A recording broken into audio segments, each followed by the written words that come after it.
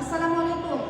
একাদশ শ্রেণীর ছাত্রছাত্রীরা রাজধানী আইডিয়াল কলেজের কমার্স বিভাগের বা ব্যবসা শিক্ষা বিভাগের একাদশ শ্রেণীর ছাত্রছাত্রীরা আমরা পড়তেছিলাম হচ্ছে আপনাদেরকে ক্লাস করার জন্য আমি ইনভাইট করতেছি, যেটা বলা হয়।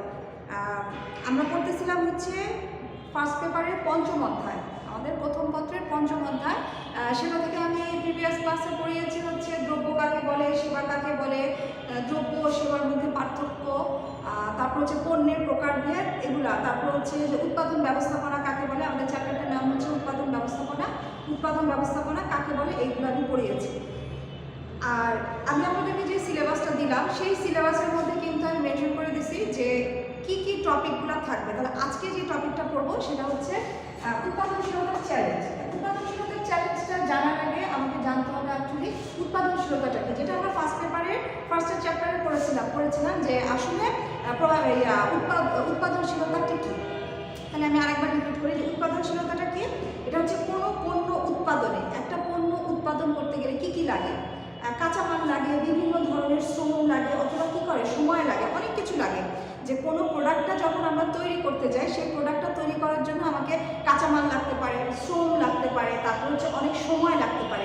এই যে এগুলো হচ্ছে, আর এগুলা লাগার পরে যে জিনিসটা উৎপাদন করা হলো তার অনুপাতকে আমরা বলি হচ্ছে উৎপাদনশীলতা। তাহলে আমি যদি বইয়ের ভাষায় একটু বলি তাহলে হচ্ছে কোনো পণ্য উৎপাদনে প্রয়োগকৃত কাঁচামাল অথবা শ্রম অথবা সময়ের আলোকে উৎপাদিত পণ্যের অনুপাতকে বলা হয় হচ্ছে উৎপাদনশীলতা। আমরা কিন্তু উৎপাদনশীলতার একটা ছোট সূত্র পড়েছি এবং উৎপাদনশীলতা নিয়ে আমি কিন্তু একটা ম্যাথও ফার্স্ট চ্যাপ্টারে পড়িয়েছিলাম যে উৎপাদনশীলতাটা কি হচ্ছে আউটপুট ডিভাইডেড বাই ইনপুট। এটা হচ্ছে শুধু উৎপাদনশীলতার সূত্র। আমি কিন্তু এখানে মোট উৎপাদনশীলতার কথা বলি না, আমি বলতেছি এখানে হচ্ছে শুধু উৎপাদনশীলতা। মোট উৎপাদনশীলতার সূত্র আলাদা, শুধু উৎপাদনশীলতা আলাদা। মোট উৎপাদনশীলতা এটা হচ্ছে, আর শুধু উৎপাদনশীলতার সূত্রটা হচ্ছে আউটপুট ডিভাইডেড বাই ইনপুট, অথবা উৎপাদনে উৎপাদিত পণ্য যে পণ্যটা উৎপাদন করা হলো, যে একটা ফলাবর্তন বা একটা ফলাফল পাওয়া গেল, সেটা হচ্ছে উৎপাদিত পণ্য। আর ডিভাইডেড বাই হচ্ছে যে কোন কোন এই উৎপাদিত পণ্যটা তৈরি করার জন্য কোন কোন উপকরণগুলো আমরা ব্যবহার করেছি। তাহলে উৎপাদিত পণ্য একটা হচ্ছে ফাইনাল, আর সেইটা উৎপাদন করার জন্য আমরা কোন কোন উপকরণগুলো ব্যবহার করেছি। এই যে উপকরণগুলো ব্যবহার করেছি এই উপকরণগুলোর অনুপাতকে আমরা কি বলতেছি যে উৎপাদনশীলতা। তাহলে এখানে উৎপাদনশীলতা হচ্ছে যে কোনো পণ্য উৎপাদনে প্রয়োগকৃত কাঁচামাল অথবা শ্রম অথবা সময়ের আলোকে উৎপাদিত পণ্যের অনুপাতকে বলা হয় হচ্ছে উৎপাদনশীলতা। উৎপাদনশীলতার সূত্রটা হচ্ছে যে মোট উৎপাদিত পণ্য ডিভাইডেড বাই উৎপাদনের উপকরণ, মোট উপকরণ, উৎপাদিত পণ্য ডিভাইডেড বাই উপকরণ, অথবা আউটপুট ডিভাইডেড বাই ইনপুট। এবং এটার একটা ছোটোখাটো অঙ্ক আমরা ফার্স্ট পেপারের ফার্স্টের চ্যাপ্টারে পড়েছি। আপনারা খাতাগুলো ঘাটলে অথবা যদি লেকচারগুলো দেখা যায় তাহলে কিন্তু আমরা বুঝতে পারবো যে আসলে আমি কোন সূত্রটার কথা বলছি। এখনও তো নিশ্চয়ই ক্লিয়ার হয়েছে যে আউটপুট ডিভাইডেড বাই ইনপুট, এটা একটা কোশ্চেনও ছিল। আচ্ছা, এখানে বলা হয়েছে 1776 সালে অর্থনীতিবিদ কুয়েন্সনি উৎপাদন ব্যবস্থাপনার সর্বপ্রথম এটা নিয়ে আলোচনা করে। এটা আমি বলার কারণ হচ্ছে এই যে ছোট ছোট বিষয়গুলো আছে, এই বিষয়গুলো কিন্তু আমাদের এক কথায় প্রশ্ন অথবা আমাদের বহু নির্বাচনী কোশ্চেনের জন্য লাগবে এই কোশ্চেনগুলো। তাহলে এখানে আমি কি বলতেছি যে এই যে উৎপাদন ব্যবস্থাপনার ধারণা বা উৎপাদনশীলতার ধারণার মধ্যে কিছু ছোট টপিক আছে। এই টপিকগুলো আমরা এক কথার উত্তরের জন্য, যেহেতু আমি এক কথার উত্তর এমডি পরীক্ষা দিব, সেহেতু এই এক কথার উত্তরের জন্য আমরা ছোট ছোট জিনিসগুলো বলে নিব। তারপরে একটা আছে দেখবা আন্তর্জাতিক শ্রম সংস্থা। এই আন্তর্জাতিক শ্রম সংস্থার সংক্ষিপ্ত রূপটা হচ্ছে ILO, যেটা হচ্ছে ইন্টারন্যাশনাল লেবার অর্গানাইজেশন। তাহলে এই যে ছোট জিনিসগুলা, যেমন পার্ট কাকে বলে, CPM কাকে বলে, এগুলো আমরা বইয়ের পিছনে পাবো।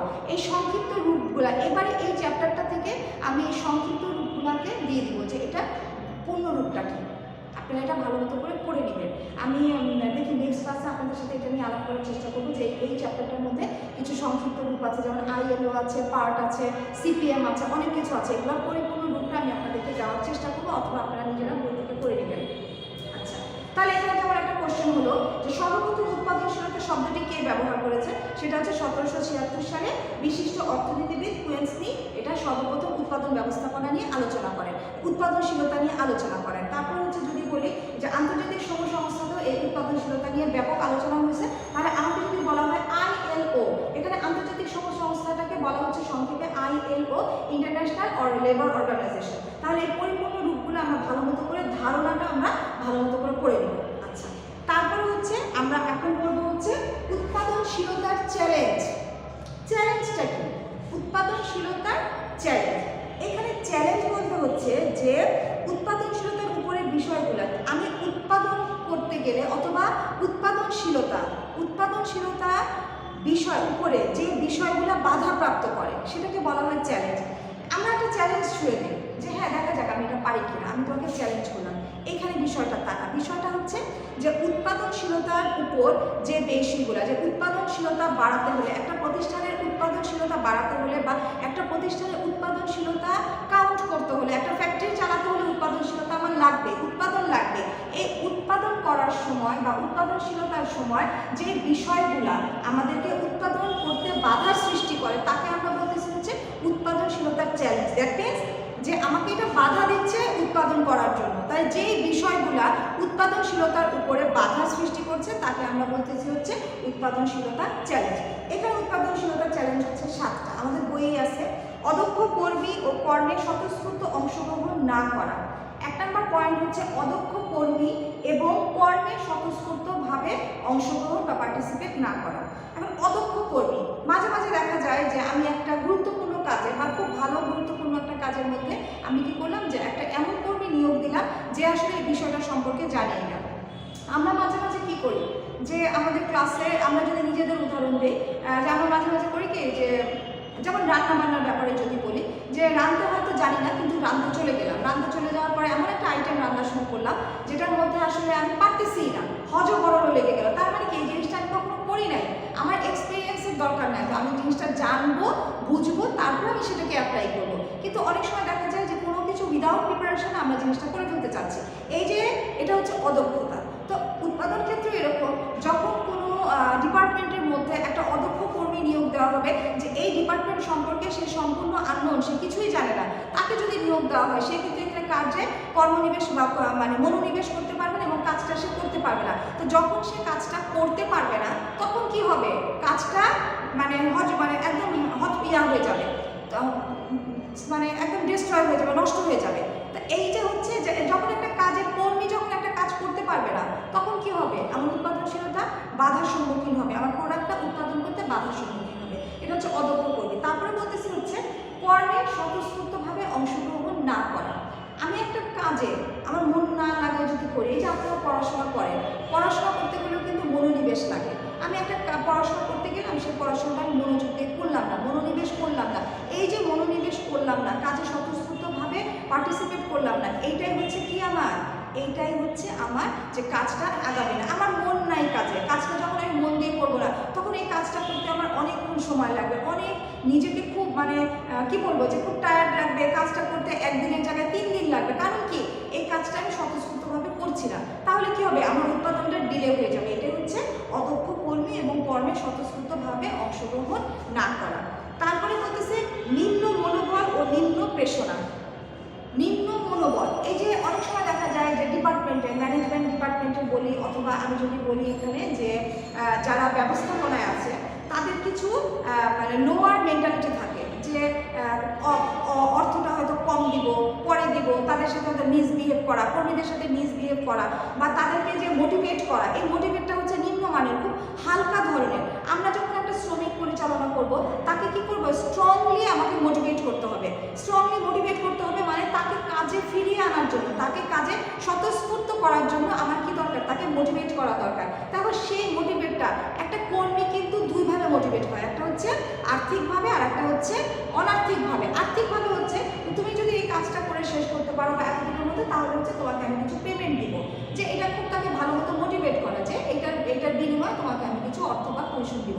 এটা হচ্ছে আর্থিক মোটিভেশন বা এটা ফিনান্সিয়াল মোটিভেশন। আর যদি বলি আমি যে এটা নন ফিনান্সিয়াল, যে আমি অর্থের বিনিময় না, যেমন আমি তাকে বলতে পারি যে তুমি খুব ভালো, তোমার কাজে মন আছে, তুমি যদি আরও ভালো করতে চাও তোমাকে আরও মনোনিবেশ করতে হবে, তোমার এই কাজটা আমি অ্যাপ্রিসিয়েট করতেছি।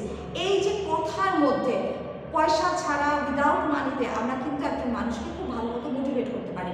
যেমন আপনাদের মধ্যে কিছু স্টুডেন্ট, আমি যদি মনে করি যে ফার্স্ট গার্ল, তাকে আমার মোটিভেট করার দরকার নেই, বাট যে একদম ব্যাক বেঞ্চার তাকে কিন্তু আমি মোটিভেট করে সামনে নিয়ে আসতে পারি, যে তোমাকে সামনে সামনে আসতে হবে, ভবিষ্যতে কাজ করতে হবে, আরও ভালো মতো করে পড়াশোনা করতে হবে, একটা গন্তব্যে তোমাকে পৌঁছতে হবে। এইভাবে কথা দিয়ে তাকে কিন্তু লাস্ট বেঞ্চ থেকে ফার্স্ট বেঞ্চে নিয়ে আসা যায়।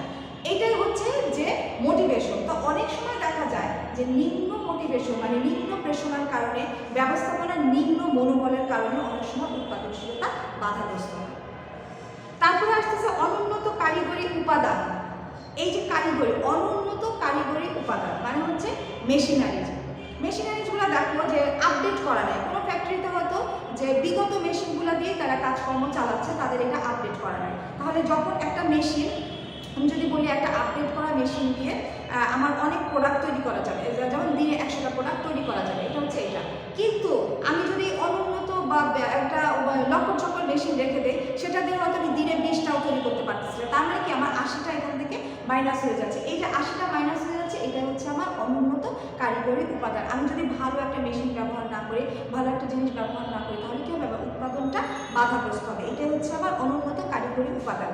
তারপরে আসতেছে নিম্নমানের কাঁচামাল। নিম্নমানের কাঁচামাল বলতে কিন্তু আমরা সবাই বুঝি যে আসলে এটা কি, যে অনেক সময় অর্থ কম দিয়ে, টাকা কম দিয়ে কিছু কাঁচামাল পারচেস করা হয়, যেটা দিয়ে একটা প্রোডাক্ট তৈরি করার পরে পরবর্তীতে এই কোম্পানিটা যদি কোনো বাধাগ্রস্ত হয় বা প্রোডাক্টটা তারা ক্ষতিগ্রস্ত হয়, তাহলে কিন্তু তারা এই প্রোডাক্টটা নেয় না। আবার নিম্নমানের কাঁচামাল দিয়ে যখন প্রোডাকশনে যায়, তখন কিন্তু ম্যাসাকার হয়ে যায় যে আসলে এই প্রোডাক্টটা ভালো না, এটা তৈরি হচ্ছে না। তাহলে কি হচ্ছে? এখানে উৎপাদন বাধাগ্রস্ত হচ্ছে, উৎপাদনশীলতা। তারপরে বলতেছি অন্যান্য উপকরণের অভাব। অনেক ধরনের উপকরণ থাকে, যেমন ধরো একটা প্রোডাকশনে যেতে হলে অনেক উপকরণ লাগে। দেখা যাচ্ছে যে ওই ফ্যাক্টরিটার মধ্যে বিভিন্ন উপকরণ আছে বা কিছু আপডেট জিনিসপত্র নাই, তাহলে এই অন্যান্য উপকরণের অভাবেও কিন্তু আমার উৎপাদনশীলতা বাধাগ্রস্ত হয়। তারপরে হচ্ছে প্রতিকূল প্রাকৃতিক ও অপ্রাকৃতিক পরিবেশ। প্রতিকূল মানে আমার ফরে নাই, অনুকূলে হচ্ছে আমার এগেইনস্ট, আমার সাথে থাকবে, ফরে থাকবে, আর প্রতিকূল হচ্ছে আমার এগেইনস্টে, আমার বিপরীতে চলে যাবে। তাহলে এখানে বলতেছে প্রতিকূল প্রাকৃতিক ও অপ্রাকৃতিক পরিবেশ। প্রাকৃতিক পরিবেশ বলতে যেমন ধরো যে আমার সাপোজ যে আমি প্রোডাক্টটা তৈরি করবো, এমন সময় হয়তো যে প্রাকৃতিক কোনো দুর্যোগ দেখা দিল, অথবা কাঁচামালটা কিনতে পারতেছি না, প্রাকৃতিক কোনো কারণে কাঁচামালটা আমি একটা কালেকশন করতে পারতেছি না, এটা হচ্ছে প্রতিকূল প্রাকৃতিক পরিবেশ। আর অপ্রাকৃতিক পরিবেশ হচ্ছে মনুষ্য সৃষ্টির যে পরিবেশ। দেখা গেল যে আমি প্রোডাক্টটা তৈরি করতেছি, হরতাল হয়ে গেল, সব অফিস আদালত দোকানপাট সব বন্ধ হয়ে গেল, আমার প্রোডাকশনটা ডিলে হয়ে গেল। এটাই হচ্ছে প্রতিকূল প্রাকৃতিক ও অপ্রাকৃতিক পরিবেশ। তারপরে বলতেছে প্রতিকূল সরকারি বিধিবিধান। এখানে সরকারের কিছু নিয়ম থাকে। সরকার যদি ফ্লেক্সিবল হয় উৎপাদনের ক্ষেত্রে, ফ্যাক্টরির ক্ষেত্রে, এখানে সরকার যদি খুব ফ্লেক্সিবল আচরণ মানুষের সাথে করে, তখন কিন্তু উৎপাদনশীলতা বৃদ্ধি পায়। সরকারি নীতিগুলোকে খুব নমনীয় হতে হয়। প্রোডাকশনের ব্যাপারে বলো, যে কোনো ব্যাপারে বলো, সরকারি নীতিগুলো খুব যদি নমনীয় হয়, সেই নমনীয় ক্ষেত্রে দেখা যাচ্ছে যে প্রোডাকশনগুলো ভালো হবে, তাহলে কি উৎপাদনশীলতা বৃদ্ধি পাবে। আবার সরকার যদি এখানে যে তার নীতিটা যদি ওইভাবে করতে না পারে, তাহলে কিন্তু প্রোডাকশনটা আগাবে না। এই জন্য বলা হচ্ছে যে সরকারের যে বিধিনিষেধগুলো আছে, সেই বিধিনিষেধগুলোকেও ফ্লেক্সিবল করতে হবে, নমনীয় করতে হবে। যদি নমনীয় হয় তাহলে উৎপাদনশীলতা বাড়বে, আর যদি খুব কঠোর হয় তাহলে কিন্তু উৎপাদনশীলতা কমে যাবে। এই উৎপাদনশীলতার চ্যালেঞ্জটা খুব একটা ইম্পর্টেন্ট টপিক। এটা আমি এমডি পরীক্ষার জন্য কিন্তু পড়াচ্ছি না, আমি টোটাল সেকেন্ড সেমিস্টারের জন্য পড়াচ্ছি।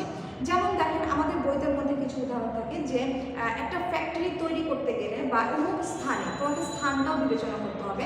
এখন যদি বলি যে আমাদের রামপুরাতে আমরা একটা চিনির কল স্থাপন করতে চাচ্ছি, তো এই চিনির কল স্থাপন করতে তুমি মতামত দাও যে এখানে কোন ধরনের উৎপাদনশীলতার চ্যালেঞ্জের আমরা মুখোমুখি হব। এই ধরনের কোশ্চেন খুব আসার সম্ভাবনা খুব বেশি। বুঝতে পারছি যে কোশ্চেনের ধরনটা কীরকম হবে। একটা ফ্যাক্টরিতে, অথবা এখানে একটা ফ্যাক্টরি চালু করা হলো, এই ফ্যাক্টরিতে উৎপাদনটা ওইভাবে বৃদ্ধি পাচ্ছে না বা উৎপাদন কিছু বাধাগ্রস্ত হচ্ছে, তাহলে কোন উৎপাদনশীলতার চ্যালেঞ্জের কারণে উৎপাদনশীলতাটা বাধাপ্রাপ্ত হচ্ছে ব্যাখ্যা করো, বা উৎপাদনশীলতার চ্যালেঞ্জটা কী, এই প্রোডাকশনের মধ্যে কী কী উৎপাদনশীলতার চ্যালেঞ্জ আমরা ফেস করতে পারি। তো এখানে আমি 7টা পয়েন্ট বলছি, এই 7টা পয়েন্ট আপনারা খুব ভালো মতো করে পড়বেন যে আসলে উৎপাদনশীলতার চ্যালেঞ্জ কি। খুব সোজা 7টা পয়েন্ট, এবং আমি যখন উদ্দীপকটা তুলে দেবো বা উদ্দীপকটা বলবো, তখন কিন্তু খুব মনোযোগ সহকারে উদ্দীপকটা দেখতে হবে যে একটা জায়গাতে আমি একটা ফ্যাক্টরি স্থাপন করব, তাহলে এখানে কোন কোন ধরনের চ্যালেঞ্জের আমি সম্মুখীন হতে পারি। বিভিন্ন জিনিসের অভাবে, অথবা শ্রমিকের, অথবা অদক্ষ শ্রমিকের, বা এই জায়গার পরিবেশটা আমার অনুকূলে না, বা সরকার এই জায়গায় খুব করাপশনের মধ্যে আছে। তাই এই জিনিসগুলো আমাদেরকে মাথায় বিবেচনা করে আমাকে বলতে হবে যে আসলে এখানে উৎপাদনশীলতার চ্যালেঞ্জগুলো কী কী হতে পারে। এই জন্য আমি এই টপিকসটা পড়ালাম যে উৎপাদনশীলতার চ্যালেঞ্জটা আসলে খুব ইম্পর্টেন্ট একটা চ্যালেঞ্জ। তারপরে হচ্ছে এটা এতটুকু 7টা ভালো করে মুখস্থ করবো, এই 7টা ভালো মতো মুখস্থ করার পরে কিন্তু আমি অ্যান্সারটা ভালো মতো দিতে পারবো। আচ্ছা, আমি আর একটা জিনিস ছোট্ট একটা কাকে বলে যে মানসম্পন্ন পণ্য বা সেবা। এখানে আমি আর একটা জিনিস করাতে পারি আপনাদেরকে যে মান সম্পন্ন পণ্য অথবা সেবা। আচ্ছা, মানসম্পন্ন পণ্য অথবা সেবা এটা শুধু আমরা কাকে বলে এটা পড়বো জ্ঞানমূলকের জন্য অথবা একপথের জন্য। মানসম্মত পণ্য কাকে বলে? যে দেশের বা আন্তর্জাতিক মানদণ্ড মোতাবেক পণ্য বা সেবা সঠিক ও মানসম্পন্ন বলে গণ্য হলে তাকে আমরা মানসম্পন্ন পণ্য বলবো। দেশের এবং আন্তর্জাতিক মানদণ্ড মোতাবেক, এখানে বলতেছে কি দেশের, এখানে বলতেছে হচ্ছে দেশের অথবা আন্তর্জাতিক মানদণ্ড, আন্তর্জাতিক মানদণ্ড অনুযায়ী। হ্যাঁ, এখন হচ্ছে দেশেরটা কি? দেশেরটা হচ্ছে বিএসটিআই, দেশের মানদণ্ড, অভ্যন্তরীণ মানদণ্ডটা হচ্ছে বিএসটিআই দ্বারা প্রমাণিত, আর আন্তর্জাতিকটা হচ্ছে আইএসও, আইএস দ্বারা প্রমাণিত। এখন ছিল হচ্ছে দেশের বা আন্তর্জাতিক মানদণ্ড, তাহলে বিএসটিআই অথবা আইএসও দ্বারা মোতাবেক পণ্য বা সেবা সঠিক মানসম্পন্ন বলে যদি গণ্য করা হয়, মানে প্যাকেটের গায়ে যদি বিএসটিআই অথবা আইএসও সিল থাকে এবং সেটা দ্বারা তাদেরকে পরিচালিত বা সেটা দ্বারা পণ্যটা যদি সেবার সঠিক মান পাওয়া যায়, তখনই তাকে আমরা বলবো হচ্ছে মানসম্মত পণ্য বা দ্রব্য। এটা আমি পড়ালাম হচ্ছে শুধু এক কথায় উত্তরের জন্য। কোশ্চেন হতে পারে মানসম্মত পণ্য দ্রব্য কাকে বলে, তখন আমরা বলবো দেশের ক্ষেত্রে হচ্ছে বিএসটিআই, আন্তর্জাতিক ক্ষেত্রে হচ্ছে আইএসও। তোমাদের মাথায় থাকতে পারে যে অ্যান্সারটা হচ্ছে দেশের বা আন্তর্জাতিক মানদণ্ড মোতাবেক পণ্য বা সেবা সঠিক ও মানসম্মত বলে গণ্য হলে তাকে আমরা মানসম্মত পণ্য বলি। তাহলে দেশের হচ্ছে বিএসটিআই, আন্তর্জাতিক হচ্ছে আইএসও। তাহলে বিএসটিআই এবং আইএসও মোতাবেক পণ্য বা সেবা যদি সঠিকভাবে মানসম্মত বলে গণ্য করা হয়, তখনই তাকে আমরা বলবো হচ্ছে মানসম্মত পণ্য।